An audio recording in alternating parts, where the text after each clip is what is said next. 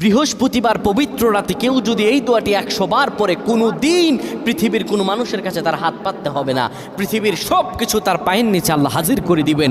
দারিদ্রতা থেকে মুক্তি দান করবেন, বিপদ আপদ থেকে মুক্তি দান করবেন, তার সম্মানকে সুউচ্চতা দান করবেন, অসুস্থতা থেকে দূরে রাখবেন, আল্লাহর অশেষ দয়া ও রহম তাকে দান করে দিবেন। সুবহানাল্লাহ।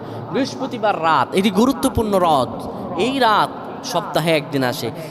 আরবিতে রাত আগে আসে, দিন পরে আসে। সুতরাং বৃহস্পতিবারের যে দিন গিয়ে রাত, এটি বৃহস্পতিবার রাত নয়, এটি শুক্রবারের রাত, এটি জুমাবারের রাত, এটি দোয়া কবুলের রাত, আল্লাহর কাছাকাছি হওয়ার রাত। সুবহানাল্লাহ। এই বৃহস্পতিবার রাত আল্লাহ তাআলা বান্দার দোয়া কবুল করেন।